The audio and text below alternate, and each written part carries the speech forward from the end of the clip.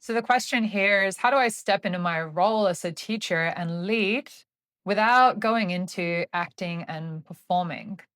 How can I be in this leadership role and be at the front of the class in the center of attention for some parts of the workshop? Hopefully, not the whole time. Hopefully, there's enough attention on them and each other. But while I am in that role, how can I be authentic and allow my truth and what I know and the wisdom that I've accumulated show through?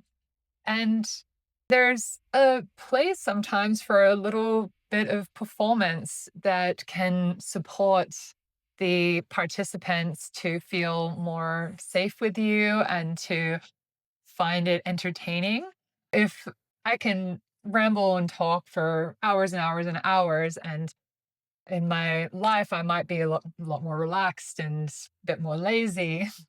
But when I'm up in front of people, I want to keep them engaged. I want to play with them. I want to inspire them. So there's an element of it's not putting on an act of what I think a leader should be, but it's calling upon a certain archetype and a certain way of being that can draw people's attention in and help them learn and receive more.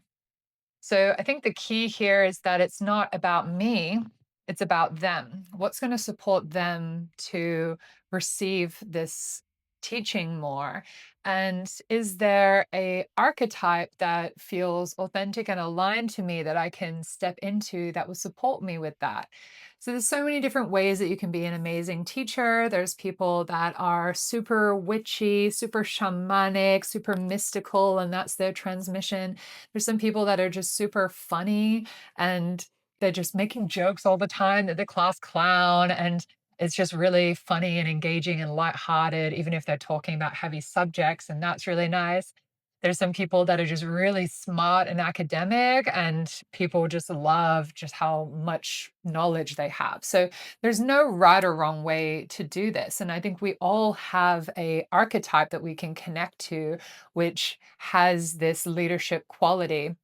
And we can do some work to embrace that part of us, not from a should or from thinking that I'm not going to be a good leader if I'm not like this, but just out of an acknowledgement that we have all these different ways of being within us and we can choose to amplify some of those in certain circumstances and that we don't have to do it all the time. It's just for that workshop or that event that we're teaching that we're stepping into this role, and we try to inhabit it fully, not stepping into that role from the mind and from trying to control how they think about you, but just allowing that to flow through. So, for example, if I was in a really performative version of the priestess, I would be a little bit more self conscious. I'd be like, oh, I'm the priestess and I'm going to guide you.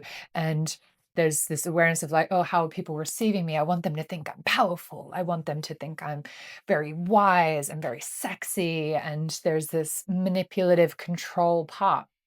Well, if I take some time before the workshop to feel into the archetype of the priestess and say, like, yeah, there's this way that the priestess is this vessel and allowing the divine to speak through her. And she's opening herself and letting go of the ego and allowing wisdom to come through and being a portal. So, can I tune into that, emptying myself, letting go of my ego, letting the divine speak through me? Can I access a little bit of that and invite that into my guidance? So, there's lots of different flavors and energies that we can inhabit when we are stepping up into a leadership, teaching, facilitating role. Some people are really charismatic. There's the charismatic leader. Everything's so powerful and epic.